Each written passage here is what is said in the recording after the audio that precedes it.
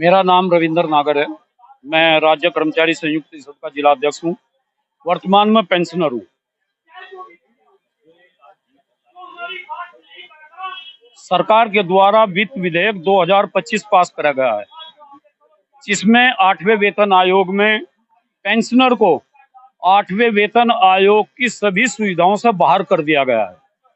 वे सुविधाएं केवल जो कार्यरत कर्मचारी हैं उन्हें मिलेंगी, परंतु अब से पहले जितने भी वेतन आयोग के गठन हुए हैं उन सब में सरकारी कर्मचारी और पेंशनर को सब बराबर की सुविधा मिलती थी। हम लोगों का सरकार से यही कहना है कि जो पहले से चला आ रहा है उसी तरह से पेंशनर को 8वें वेतन आयोग का लाभ पूर्ण रूप से दिया जा, उसमें ईमानदारी बरती जा। सरकार हमारे साथ में चालबाजी ना करे। सरकार हमारे साथ चालबाजी करती है तो निश्चित तौर से 2027 का चुनाव हो या 2029 का चुनाव हो, ये सरकारी कर्मचारी और पेंशनर इस सरकार का इलाज करने का काम करेगा।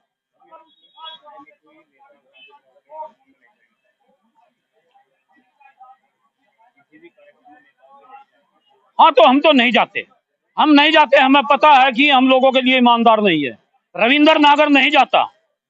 मैं अपने सभी साथियों से भी आह्वान करूंगा कि जो हमारी बात नहीं करेगा और नेता की चमचागिरी करने के लिए उनके पास हमें जाने की आवश्यकता नहीं है। अगर उन्हें हमारी बात सुननी है, अपनी बात मनवानी है, तो हमारी बात सुननी पड़ेगी। पहले हमारी बात सुने, तब अपने साथ हमें बुलावे। बिल्कुल मिलता, बिल्कुल मिलता। कोई नेता अपना तो अपना। मैं आपके चैनल के माध्यम से स्पष्ट रूप से कहना चाहता हूं कि अपना तो अपना, और 10 गाड़ियों के नंबर लिखवा देता हूं, वे भी फ्री चलती हैं।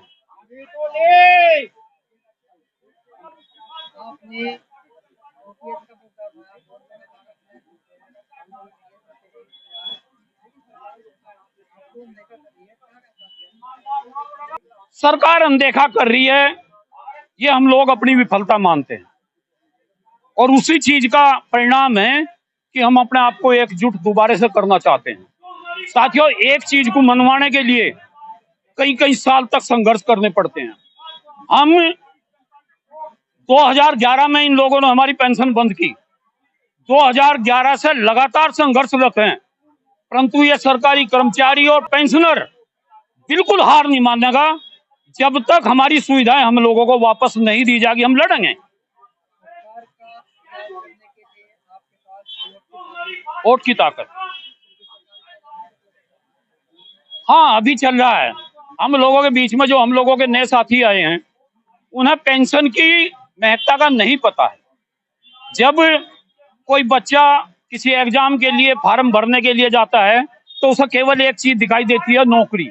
नौकरी, उसे ये नहीं पता है कि जब मैं रिटायर होऊंगा उसके बावजूद मुझे क्या मिलेगा।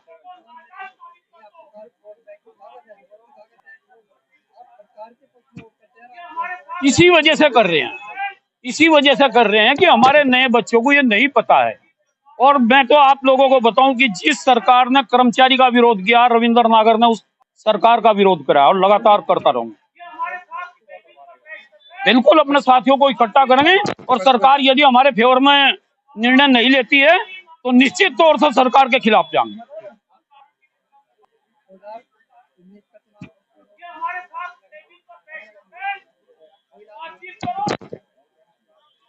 हाँ, ये हम अपनी विफलता मानते हैं और उस विफलता को जो है सफलता में बदलने का प्रयास किया जाएगा।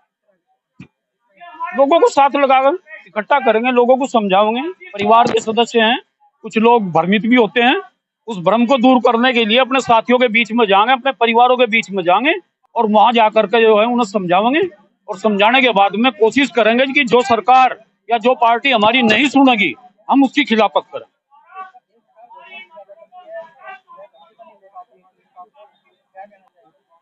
ये तो सरकारों की अपनी नीति है, इनकी चालबाजियां हैं। आप लोगों के सबके सामने हुआ है, जब भाजपा सरकार आई थी 15-15 लाख रुपए खाते में डलने थे। बाद में आपके गृह मंत्री कह रहे हैं कि ये तो हमारा जो है जुमला था। ये तो जुमले बोलते हैं, जुमले की पार्टी है, ये जुमले बोल रहे हैं। इन जुमलों से सरकारी कर्मचारी या ये पेंशनर बुढ़ा समाज जो है आप लोगों के बीच में बैठा, ये डरने वाला नहीं है। हम